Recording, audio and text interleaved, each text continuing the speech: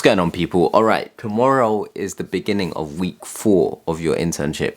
So today we're going to talk about what you need to be thinking about doing in the coming week. Alright, first and foremost, today's Sunday. I know it's sunny in London, wherever you are. If the weather's nice, good, enjoy it. But before you start your week tomorrow, I want you to get a pen and paper and make a list of the things that you've learned on your internship over the past 3 weeks. Whether it's small or big, write a list of things that you've learned. And it's important to do that because in about a week or two, you're going to have your mid-internship review. And, well, first and foremost, it's always important to know what you're learning on your internship. Throughout life, it's always important to know if you're learning things or if you're not learning. So it's important to make a note of that. But secondly, in your mid-internship review, if your manager asks you, oh, you've been here for 5 weeks now, what have you learned? And you can't provide a good answer or a list of things that you've learned, then it's just going to look bad. It's going to be embarrassing. So get a pen and paper, write a list of things that you've learned. And then on the other side of the paper, or on the other half of the paper, split it in two, you want to write a list of things that you want to learn by the time your internship is done. So over the next 6 weeks, what do you want to learn by the end of your internship? And when I say what do you want to learn over the next 6 weeks or by the end of your internship, this could be things like, improving your commercial awareness in a particular sector or segment of the market. It could be becoming more of an expert in the work that your team does.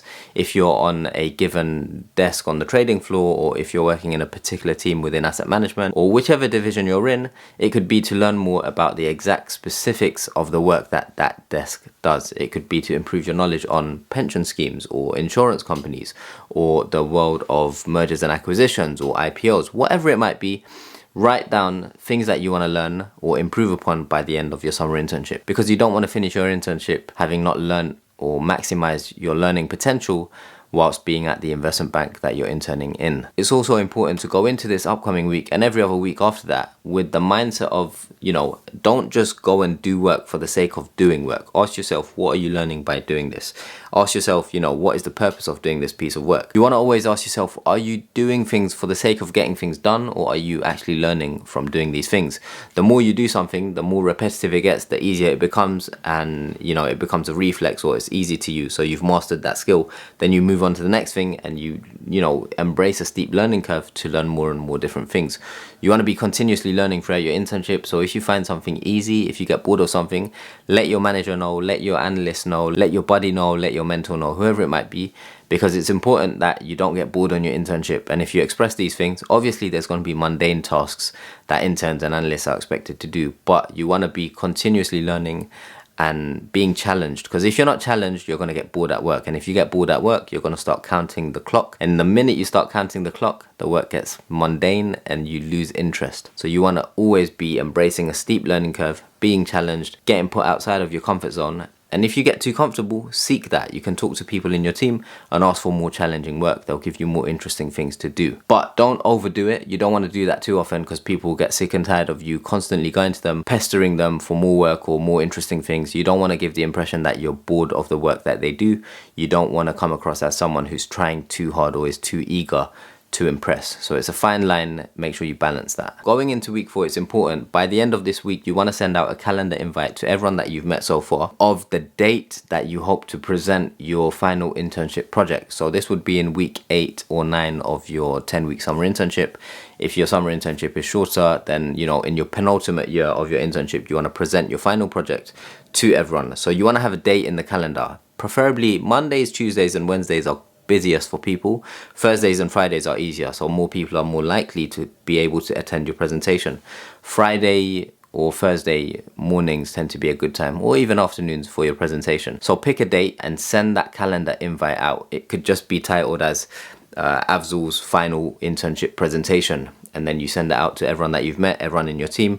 And then the more people that you meet throughout the internship, you can forward that invite to them later on. But by the end of week 4, you want to have that date in the calendar, because it gives people 6 weeks time to, they can accept it. Their calendar is not going to be extremely busy 6 weeks from now. So you kind of secure that spot.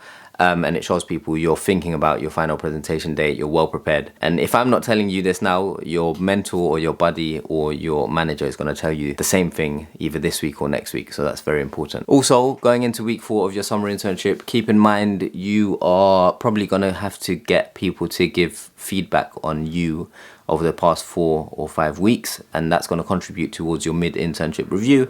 You might want to start talking to your buddy or your mentor.